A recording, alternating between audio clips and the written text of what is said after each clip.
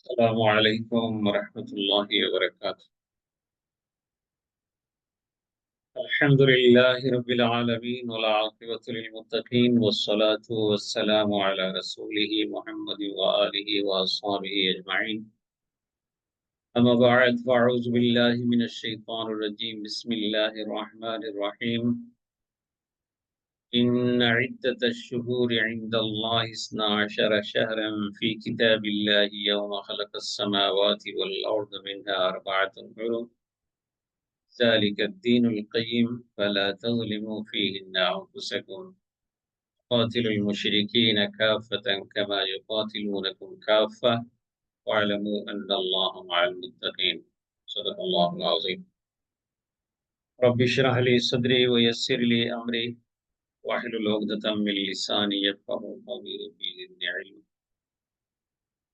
সম্মানিত দিনী ভাই এবং বোনেরা, আল্লাহ সুবহানাহু ওয়া তাআলার লাখো শুকরিয়া যে আল্লাহ রাব্বুল আলামিন আমাদেরকে পবিত্র মুহররম মাসে আমাদেরকে মাগরিবের নামাজের পরে আমাদের নিয়মিত তাফসীর প্রতি রবিবারের সংক্ষিপ্ত তাফসীরের এই প্রোগ্রামে উপস্থিত হওয়ার তৌফিক দিলেন। এজন্য অন্তর থেকে আমরা আল্লাহর শুকরিয়া আদায় করছি, আলহামদুলিল্লাহ। দুরূদ ও সালাম নবী আকরাম সাল্লাল্লাহু আলাইহি সাল্লামের প্রতি, যে রাসূলুল্লাহ সাল্লাল্লাহু আলাইহি সাল্লাম আমাদের জন্য উসওয়াতুন হাসানা, তিনি আমাদের জন্য আদর্শ এবং তিনি আমাদেরকে বিধান দিয়ে গেছেন, যে বিধান অনুসরণের মাধ্যমে দুনিয়ার শান্তি এবং আখিরাতের মুক্তি এর মধ্যে নিহিত আছে। সেই নবীর প্রতি অসংখ্য দুরূদ ও সালাম। আল্লাহুম্মা সাল্লি আলা মুহাম্মদ, আল্লাহুম্মা বারিক আলা মুহাম্মদ। সম্মানিত ভাই এবং বোনেরা, আমরা পবিত্র কোরআনুল কারীমের সূরা তাওবার ৩৬ নম্বর আয়াত আমি আপনাদের সামনে তিলাওয়াত।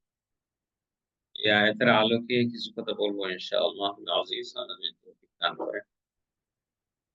আল্লাহ রাব্বুল আলামিন বলছেন যে ইন্না ইদ্দাতাশ শুহুরি ইনদাল্লাহি 12 শাহরাম ফি কিতাবিল্লাহ। যে আল্লাহর কিতাবে, মানে আল্লাহর কাছে এটা লিপিবদ্ধ আছে।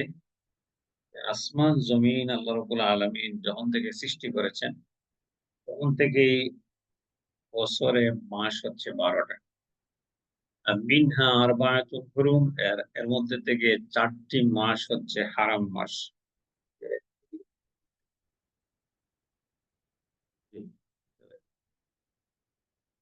তো বলা হচ্ছে যে এই 12 মাসের মধ্যে 4টা মাস আল্লাহ রাব্বুল আলামিন রেখেছেন হারাম মাস। হারামের 2টা অর্থ। একটা হচ্ছে হারাম মানে নিষিদ্ধ, আরেকটা হচ্ছে হারাম মানে পবিত্র। আমরা জানি যে হদ্দুল হারাম যেটা বলা হয়, আ যে 2টা হারাম আছে। একটা হচ্ছে মক্কাতে, আরেকটা হচ্ছে মদিনাতে। তা হদ্দুল হারাম মানে যে হারামের সীমা, এই সীমানার ভিতরে কেউ প্রবেশ করলে বাইরে অনেক জিনিস তার জন্য জায়েজ আছে করা, কিন্তু ওখানে নিষিদ্ধ। এজন্য হারাম বলা হয়। এবং এটা একটা সম্মানিত জায়গা। অন্য জায়গার চাইতে এই জায়গার সম্মান অনেক বেশি। সো আল্লাহ রাব্বুল আলামিন তিনি বলছেন যে 4টা মাসকে আমি হারাম করে রেখেছি, সম্মানিত করে রেখেছি। যে মাসগুলাতে ঝগড়াঝাটি বিবাদ নিষেধ করা হয়েছে। এবং জাহেলিয়াতের যুগ থেকে এই দিনগুলা, এই 4টা মাস তারা মেনে চলতেন, যেখানে কোনো যুদ্ধ-বিগ্রহ। কোরআনুল কারীমে আল্লাহ রাব্বুল আলামিন এটাকে বলে, তিনি বলছেন যালিকা দ্বীনুল কাইয়্যিম, যে এটা হচ্ছে একটা পারফেক্ট দিন।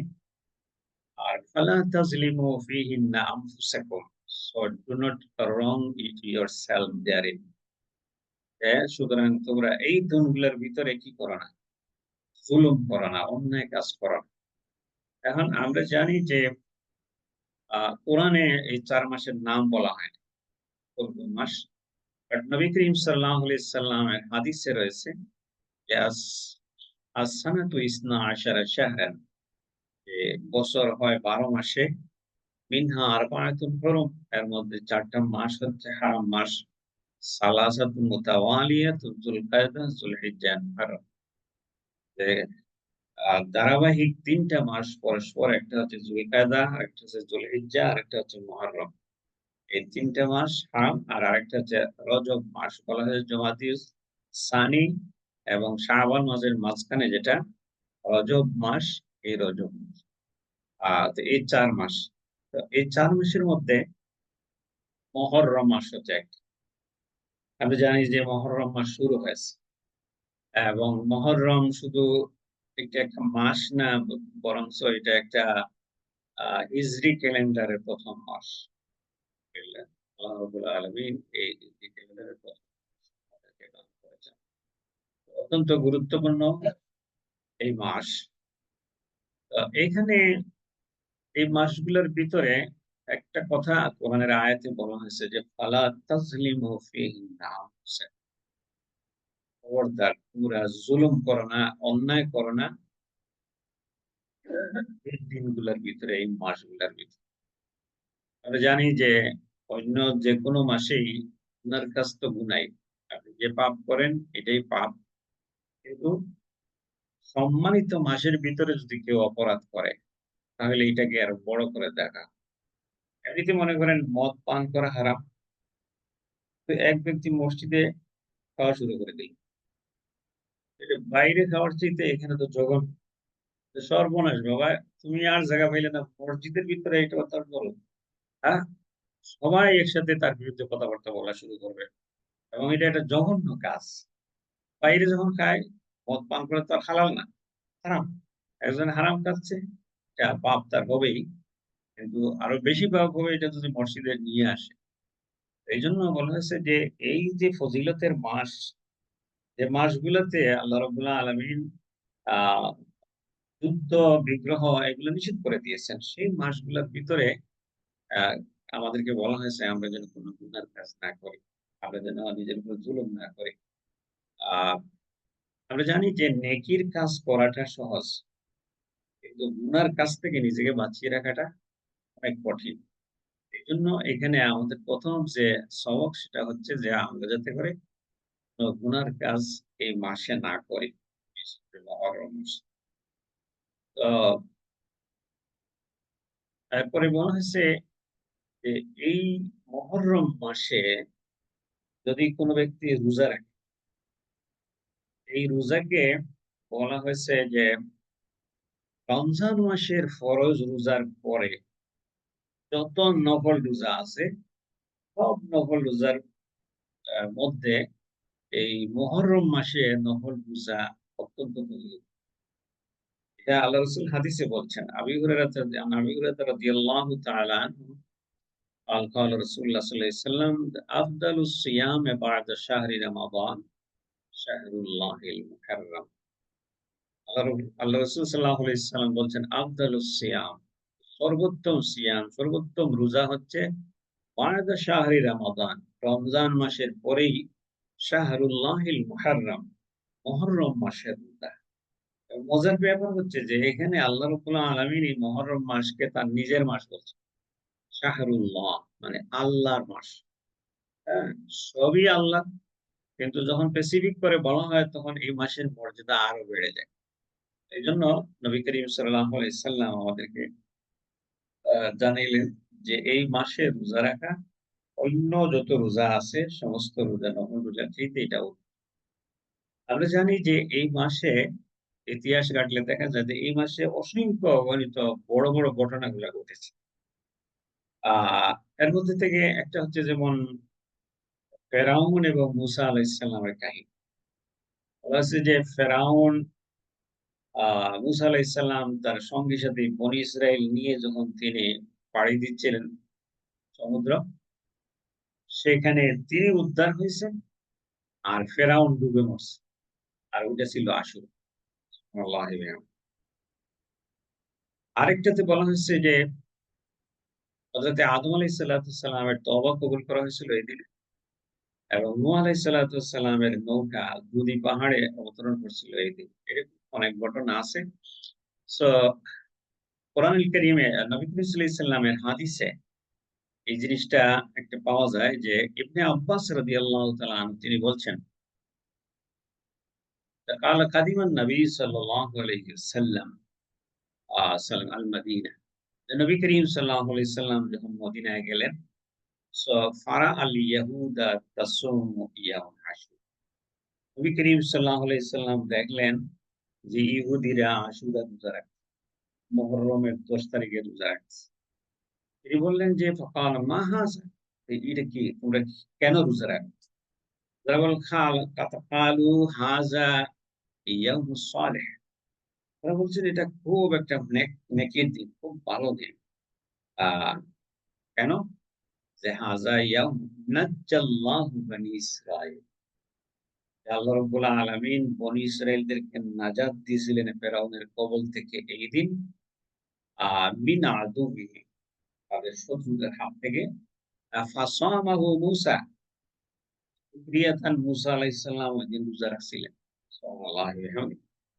আ তো এই ঘটনার অন্য হাদিসে আসছে ফাসামা মূসা তাকাত শুকরান। যে মূসা আলাইহিস সালাম শুকরিয়াতান এই দিন রোজা রেখেছেন। এইজন্য আমরাও রোজা রাখি। আ নবী করিম সাল্লাল্লাহু আলাইহি ওয়াসাল্লাম তখন বললেন যে আহাব্বু মূসা মিনকুম। তিনি বললেন যে তোমাদের চাইতে তো মূসা আলাইহিস সালামের এই বিষয়টাতে আমাদেরও হক বেশি। কারণ আমরাই তো রাইটিয়াসলি যে আল্লাহ সুবহানাহু ওয়া তাআলা যে নবী আম্বিয়া কেরাম পাঠিয়েছেন, সব নবীরা একই দাওয়াত দিয়েছেন। সুতরাং আমাদের সবার মিশনই এক। এইজন্য মূসা আলাইহিস সালাম শুকরিয়া এই যে রাখছেন রোজা, তাহলে আমরা রাখবো। ফাসামাহু, নবী করিম সাল্লাল্লাহু আলাইহি ওয়াসাল্লাম রোজা রাখলেন এবং ওয়া আমারা বিসিয়ামিহি, that he fasted on that day and commanded the Muslim to fast on that. সেদিন তিনি রোজা রাখলেন এবং সবাইকে বললেন যে তোমরা রোজা রাখো। তাহলে এই হাদিস থেকে আমরা পাইলাম কি ওই মুসা আলাইহিস সালামকে আল্লাহ এবং তার কওমকে আল্লাহ নাজাত দিছেন কোন দিন? আশুরার দিন। আর কি হইছে? ফেরাউন ডুবে মরছে। এটা হচ্ছে আশুরার দিন। এবং আয়েশা রাদিয়াল্লাহু তাআলা আনহা বলছেন যে মানে জাহিলিয়াতের যুগ থেকে নবী করিম সাল্লাল্লাহু আলাইহি সাল্লাম যে আ তিনি নবুয়ত পালেন, নবুয়ত পাওয়ার আগের থেকেই কুরাইশরা ঐদিন তারা রোজা রাখত। আ আয়েশা রাদিয়াল্লাহু তাআলা বলছেন যে কানা আশুরা ইয়াওমান তাসুমু কুরাইশ ফিল জাহিলিয়া। Quraysh used to fast on the day জাহিলিয়া। তারা জাহিলিয়াতের যুগ থেকে এই রোজাটা রাখত। সম্মানিত ভাই এবং বোনেরা, এই আশুরা রোজা যদি আমরা রাখি তাহলে ফজিলত। নবী করিম সাল্লাল্লাহু আলাইহি সাল্লাম তিনি বলছেন যে আমি আশাবাদী যে আল্লাহ সুবহানাহু ওয়া তাআলা আমার কোন উম্মত যদি একদিন রোজা রাখে তাহলে তার ১ বছরের গুনাহ আল্লাহ মাফ করে। قتادة رضي الله تعالى عنه عن النبي صلى الله عليه وسلم صيام يوم عاشوراء إني أحتسب على الله أن يكفر السنة التي তিনি বলছেন যে কেউ যদি আশুরা রোজা রাখে তাহলে তিনি বলছেন ইন্নী আহতাসিবু, যে আমি আশা করি যে আল্লাহ রাব্বুল আলামিন কি করবেন আইয়ুকাফিরা সানাতাল্লাতী ক্বাবলা, অতীতের ১ বছরের সগীরা গুনাহ আল্লাহ মাফ করেন। আল্লাহ সুবহানাহু ওয়া তাআলা তিনি খুবই দয়াবান, যে একদিন রোজা রাখবেন ১ বছরের গুনাহ মাফ। সুবহানাল্লাহ। চিন্তা করে দেখেন যে আল্লাহ রাব্বুল আলামিন আমাদের প্রতি কত দয়াবান। সো এরপরে ঘটনা ঘটলো যে নবী করিম সাল্লাল্লাহু আলাইহি সাল্লাম ইবনে আব্বাস বলছেন, আব্বাস রাদিয়াল্লাহু তাআলা আনহু যে ইয়াকুল হিনা সামা নবী সাল্লাল্লাহু আলাইহি সাল্লাম, নবী করিম সাল্লাল্লাহু আলাইহি সাল্লাম যখন রোজা রাখলেন ইয়াউমে আশুরা আমারনা বিসিয়ামিহি, এবং আমাদেরকে রোজা রাখতে তিনি বললেন। ক্বালু, তখন সাহাবায়ে কেরামরা বললেন, ক্বালু ইয়া রাসূলাল্লাহ, হে আল্লাহর রাসূল সাল্লাল্লাহু আলাইহি ওয়াসাল্লাম, যে ইহুদিরা এবং খ্রিস্টানেরা তারাও দিকে এই দিন রোজা রাখে। নবী করিম সাল্লাল্লাহু আলাইহি সাল্লাতু ওয়াসসালাম তিনি বললেন যে খালিফুল ইয়াহুদা, যে তোমরা ইহুদি সম্প্রদায়ের বিপরীত করো। ওয়াসুমুত তাসি ওয়াল আশির, তোমরা ৯ তারিখ এবং ১০ তারিখ রোজা রাখো। এখানে আমাদেরকে তিনি আল্লাহ রাসূল জানাইলেন যে তোমরা ইহুদি নাসারা যে কাজটা করে তার বিপরীত।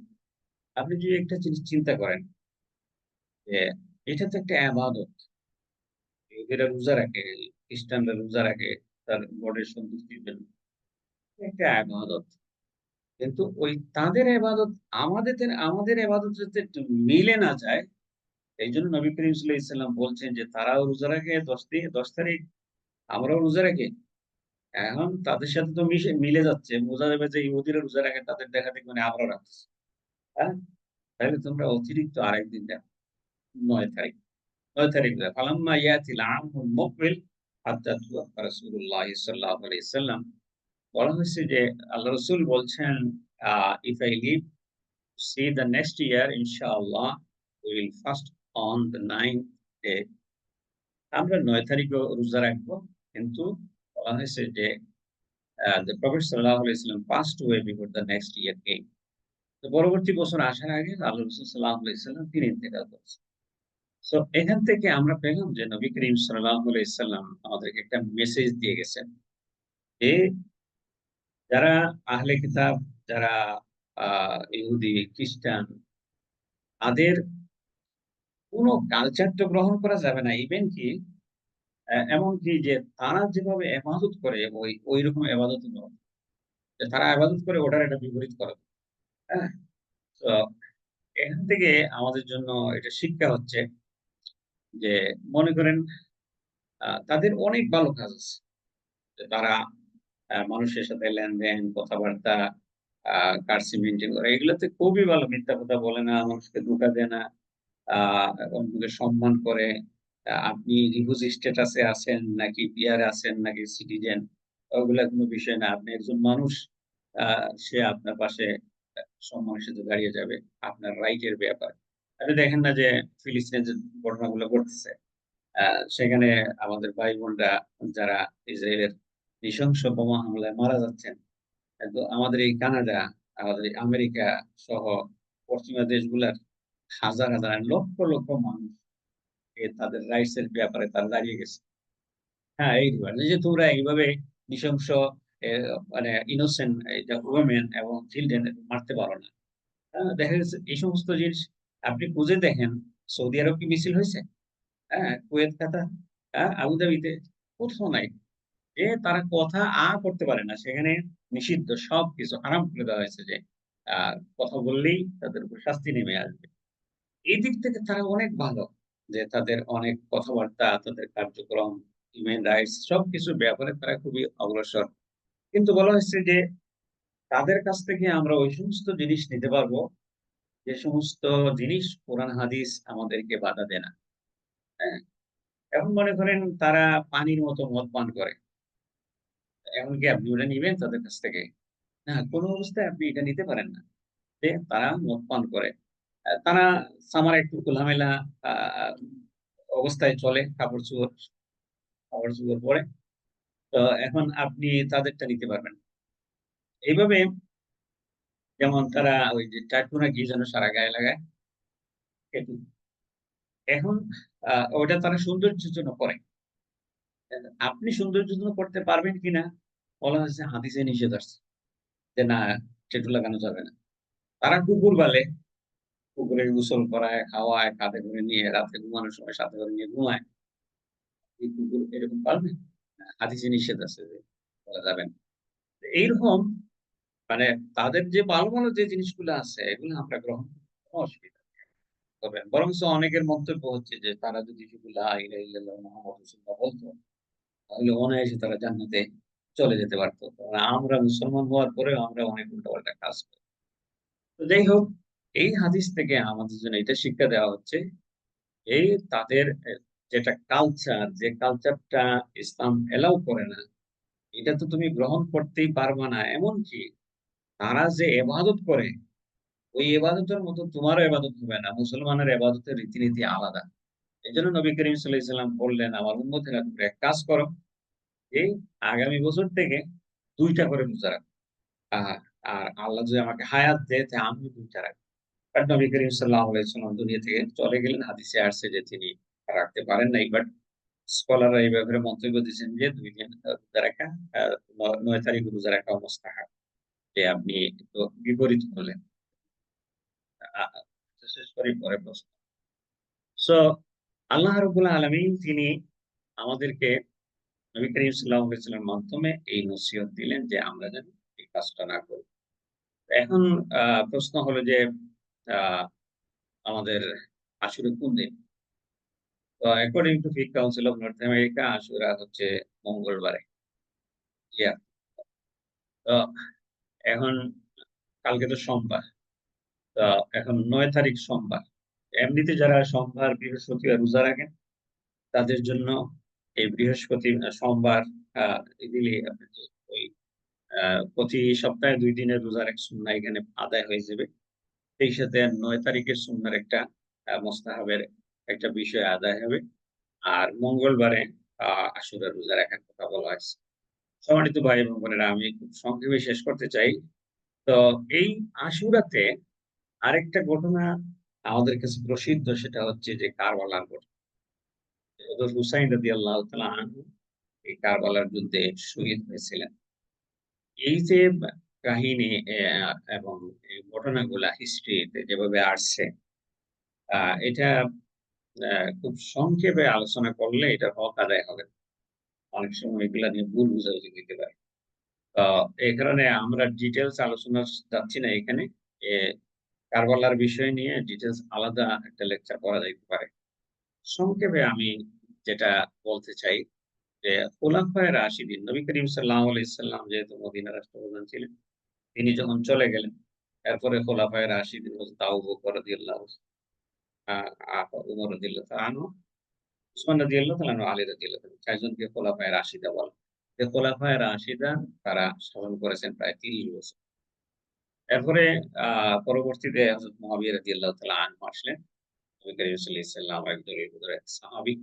তো এই নবী করিম সাল্লাল্লাহু আলাইহি সাল্লামের এই সাহাবীর ছেলে হচ্ছেন ইয়াজিদ। আর কারবালার ঘটনা ইয়াজিদ হযরত হুসাইন রাদিয়াল্লাহু তাআলা আনহু বায়াজিদের প্রতিনিধি এই সংগঠিত মিছিল করেন।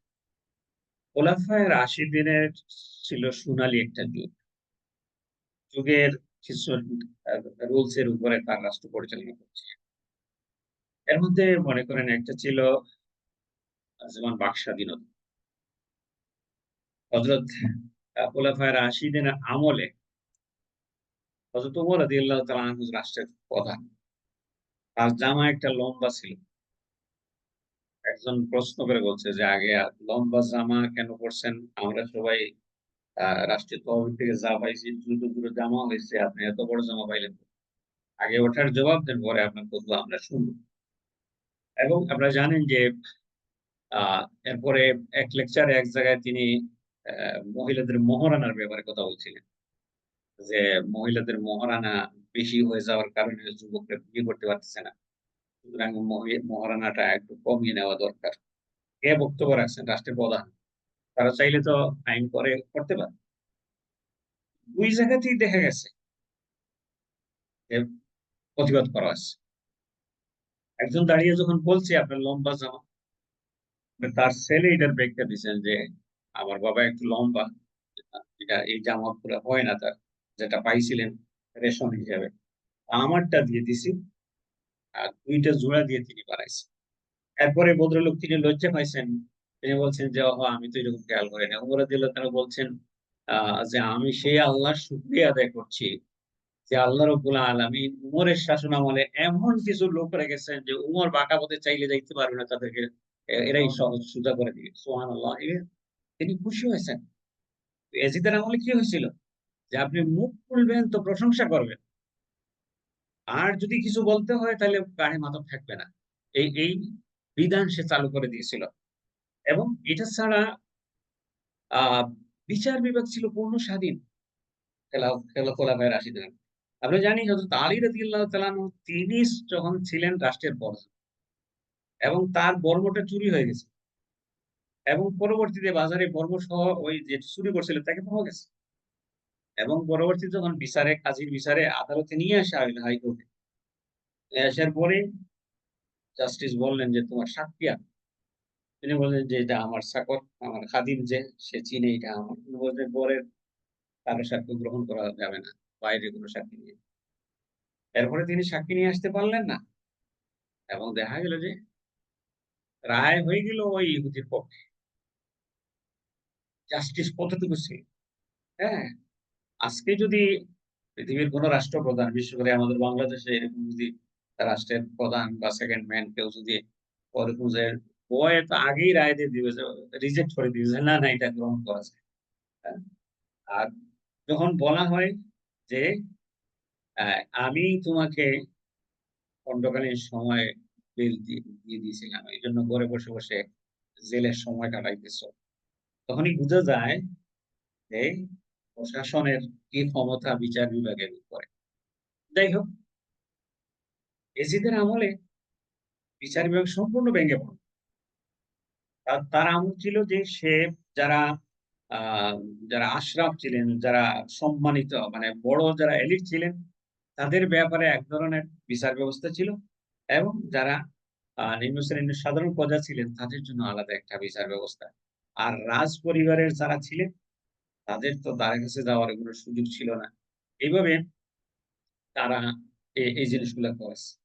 আরেকটা বড় দুর্ঘটনা সেখানে যে খোলাফায়ে রাশিদের আমলে বায়তুল মাল যেটা, রাষ্ট্রীয় ধনভাণ্ডার যেটা ছিল, ট্রেজারি ছিল।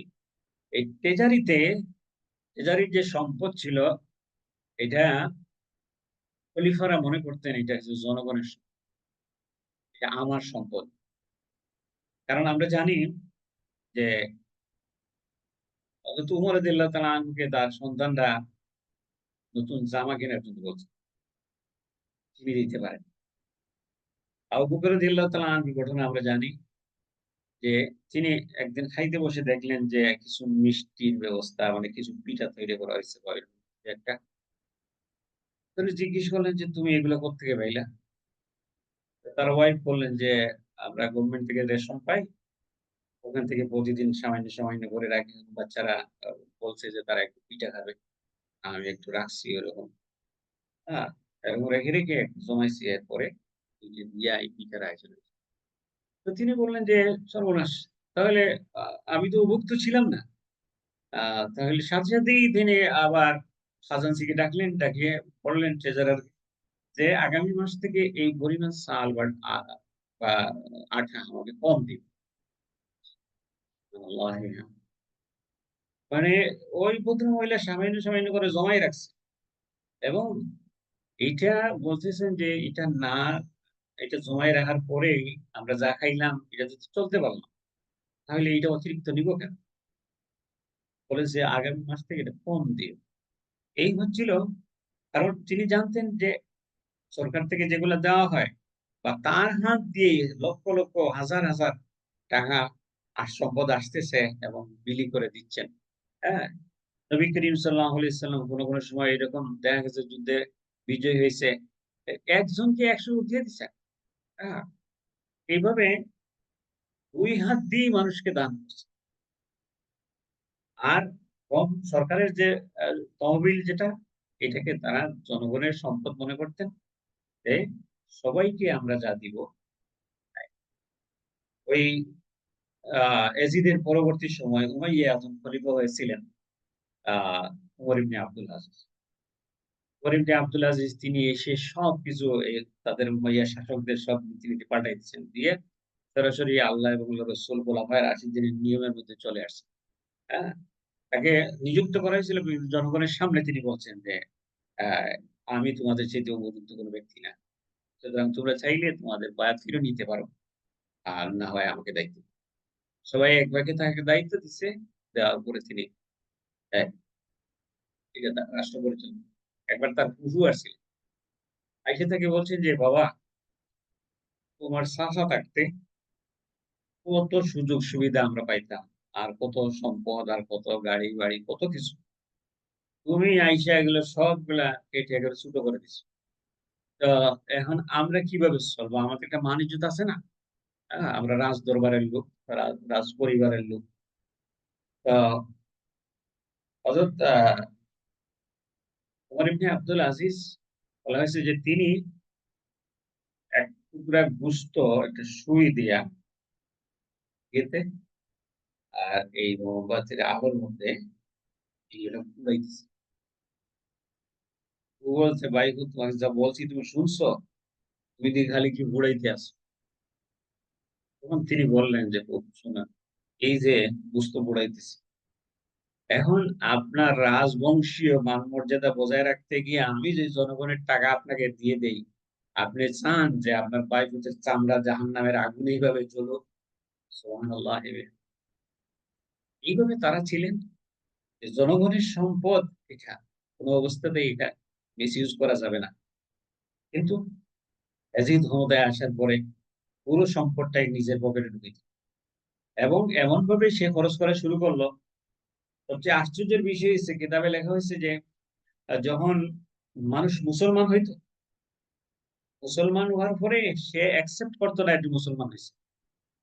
বলতো যে এটা জিজিয়া দিবে না করে ভয়ে মুসলমান হইতেছে, এটা মুসলমান না, ওর কাছ থেকে জিজিয়া আদায় করো, যাতে থেকে তার রাজকুশটা যেন বড়া থাকে। হ্যাঁ, মানুষ মুসলমান আমরা জানি যে ইসলামে রাষ্ট্রে এটা সিস্টেম আছে যে যারা অমুসলিম থাকে তাদের সিকিউরিটি হিসাবে তারা একটা কর সরকারকে দেয়, যে তারা রাষ্ট্রের অন্য কোনো কাজে যাবে না, বাট তারা জীবন মান সব রক্ষা রাষ্ট্রে নিবে এবং বিনিময়ে তারা ইসলামিক গভর্নমেন্টকে তারা কি করবে, ট্যাক্স দিবে। তো মানুষ যখন মুসলমান হয়ে বলছে, আমি লা ইলাহা ইল্লাল্লাহ মুহাম্মদ রাসূলুল্লাহ, বিশ্বাস করুন আমি মুসলমান হইছি, বলে না মুসলমান, তুমি মুসলমান। এরপরে কার কাছ থেকে ট্যাক্স হবে?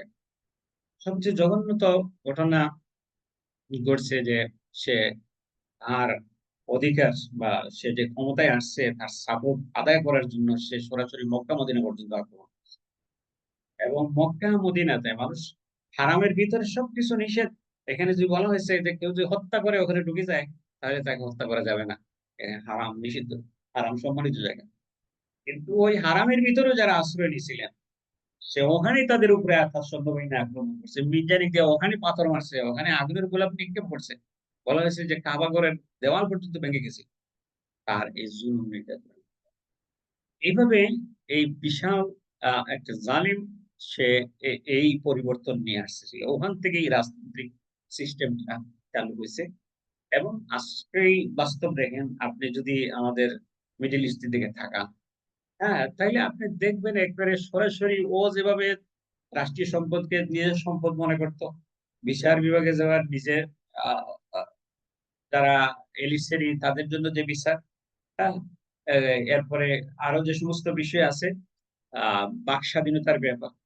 আজকে বাক স্বাধীনতার ব্যাপারে দেখেন, চিন্তা করেন যে দেশের যিনি ক্ষমতায় বসে আছেন কিং, তার বিরুদ্ধে না, পৃথিবীর আমার পাশের আমার ভাই বোনদেরকে অন্যায়ভাবে মেরে ফেলতেছে, আমরা একটু প্রতিবাদ করি, ওই প্রতিবাদ করাটারও সুযোগ নাই, না কথা বলতে পারবে না। হ্যাঁ, খতিব সাহেব, কাবাগরের খতিব সাহেব যদি বক্তব্য দেন, একবার দেখছিলাম যে দোয়া করছিল তার আগে নামাজ, ওই দোয়া শেষ করতে না করতে পুলিশে ধরে নিয়েছে, কেন অমুকের বিরুদ্ধে সে দোয়া করে।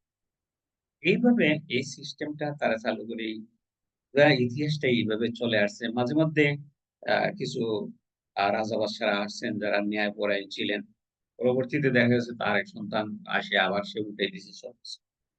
এইভাবে একজন জালিম যে খোলাফায়ে রাশিদিনের সবকিছু বদলাই দিছিল, ওই জালিমের বিরুদ্ধে হযরত হুসাইন রাদিয়াল্লাহু তাআলা আনহু তিনি চেয়েছেন যে না, আমি বায়াত গ্রহণ করব না জালিমের। বাট দেখা গেল যে ইরাকের কুফা নগরী সহ প্রায় লক্ষ লক্ষ মানুষ তারা বলছেন যে আমরা আহ কি করব না, এই ইয়াজিদের কাছে বায়াত গ্রহণ করব না, বলছে আমরা আপনার কাছে বায়াত গ্রহণ করতে চাই, আপনি আসেন। হযরত হুসাইন রাদিয়াল্লাহু তাআলা আনহুকে দাওয়াত করা হয়েছে এবং তিনি যখন রওনা দিলেন, রাস্তায় যখন সে ইয়াজিদের খবর পাইল যে হুসাইন রাদিয়াল্লাহু তাআলা আনহু তিনি কুফায় আসতেছেন, এই ঘটনা যখন এই খবর তার কানে পৌঁছলো, সে আব্দুল্লাহ ইবনে জিয়াদকে পাঠাইলো, তুমি যাও কুফাতে, কুফার এখন যে গভর্নর আছে নোমান ইবনে বশীর রাদিয়াল্লাহু তাআলা, এই তাকে মানে বাই হুক এন্ড ক্রুক তাকে ক্ষমতাচ্যুত করো এবং তুমি ক্ষমতা নিবে এবং কোনো অবস্থাতেই যেন আহ হুসাইন রাদিয়াল্লাহু তাআলা কুফায় ঢুকতে না পারে, এই ব্যবস্থা করো। এরপরে সে এসে তাকে ক্ষমতাচ্যুত করে, মানুষজন যা মারাডার আশ্বাস করলো। এরপরে প্রায় 4,000 সৈন্য নিয়ে হযরত হুসাইন রাদিয়াল্লাহু তাআলার কথা, হযরত হুসাইন রাদিয়াল্লাহু তাআলা আনহু তিনি বললেন, দেখো আমি তো যুদ্ধ করতে আসি নাই, তোমরা আমার সাথে কি আচরণ করছো? আমাকে গুহার লোকজন ডাকছে, আমি যাবো। কিন্তু তোমরা আমার সাথে এই কি আচরণ করছো? আ তাহলে একটা কাজ করো তোমরা। আমাকে ছেড়ে দাও, আমি ফিরে যাই। অথবা তোমরা আমাকে সুযোগ করে দাও, আমি ইয়াজিদের সাথে কথা বলি। আ তারা কোন অবস্থাতেই কোন সুযোগ আর তাকে দিল না। শেষ পর্যন্ত মেরেই ফেলল। এবং শুধু মারা না, বরঞ্চ তার দেহ থেকে তার মাথাটা আলাদা করা হইল। বর্শাতে গেঁথে প্রদর্শন করা হইছে। তার সাথে আরো অনেক লোক ছিলেন, প্রায় ৮০ জনের মতো। ফ্যামিলির প্রায় ১৯ জন মানুষ ছিলেন। অধিকাংশ মানুষকে শিশু, নারী এদেরকে হত্যা করে মাথাগুলা নিয়ে বিভিন্ন জায়গাতে দেখানো হইছে। এবং বলা হইছে যে যদি আ মুখগুলো আ সরকারের বিরুদ্ধে এইভাবে পর থেকে মাথা আলাদা হয়ে যাবে। বিভিন্ন জায়গায় এগুলো প্রদর্শনী করা হয়েছে। শেষ পর্যন্ত এজিদের কাছে নেওয়া হয়েছিল। কোন বর্ণনায় আছে যে এজিদ বলছে যে, "আমি তো আ হুসাইনকে হত্যা করতে বলি নাই। তোমরা কেন হত্যা করল? হত্যা না করলে তোমার আনুগত্যে আমি সন্তুষ্ট ছিলাম।" বাট এটা তার কথাটা টিকে না এই কারণে যে সে এই ইবনে জিয়াদকে কোন শাস্তি দেয় নাই। কারণ শরিয়া যদি প্রতিষ্ঠিত থাকতো, তো একজন নিরপরাধ মানুষকে মেরে ফেলার কারণে শরিয়া অনুযায়ী তো একজন কাতলের বদলে আরেকজন কাতল হয়ে যাওয়ার কথা। কিন্তু ওগুলা সে কিছুই করেন। এই ছিল ইয়াজিদের বিষয়টা হযরত হুসাইন রাদিয়াল্লাহু তাআলা আনহু কারবালার এই ঘটনা। কিন্তু একটা জিনিস আমাদের সামনে ক্লিয়ার যে হযরত হুসাইন রাদিয়াল্লাহু তাআলা আনহু এই ৪,০০০ বাহিনীর বিরুদ্ধে তিনি তার মুসলিম পরিবারের সদস্য নিয়ে দাঁড়িয়েছিলেন। কিন্তু এই ইয়াজিদের সাথে এই জালিমের সামনে তিনি মাথা নত করেন। এজন্য কারবালার শিক্ষা হচ্ছে আমাদের যে আমরা সবসময় ন্যায়ের উপরে প্রতিষ্ঠিত থাকবো। আমরা কোন সময়ই আমরা অন্যায়ের কাছে মাথা নত করব না। এটা হচ্ছে আমাদের কাজ। আর আরেকটা কাজ হচ্ছে যে যেহেতু এই ৪ টা মাস বিশেষ করে আমাদেরকে বলা হয়েছে যে আমরা যেন কোন গুনার কাজে নিমজ্জিত না হই। আমরা যেন এই কাজগুলা না করি। আর সর্বশেষ হচ্ছে যে আমরা আগামীকালকে এবং পরশু বার এবং মঙ্গলবার ইনশাআল্লাহ আমরা রোজা রাখার চেষ্টা করব। একান্ত যদি কেউ আ সোমবারে রাখতে না পারেন, ৯ তারিখ রাখতে না পারেন, তাহলে আপনি কি করবেন? যে মঙ্গলবারের শুধু রোজাটা রাখবেন। আল্লাহ রাব্বুল আলামিন আমাদের সবাইকে আ এই আজকের আলোচনা থেকে শিক্ষা নেওয়ার তৌফিক দান করুন। আমরা সবাই বলি আমিন। ওয়া আখিরু দাওয়ানা আলহামদুলিল্লাহি রাব্বিল আলামিন। সুবহানাকা আল্লাহুম্মা ওয়া বিহামদিকা আশহাদু আল্লা ইলাহা ইল্লা আনতা আস্তাগফিরুকা ওয়া আতুবু ইলাইক। ওয়াসসালামু আলাইকুম ওয়া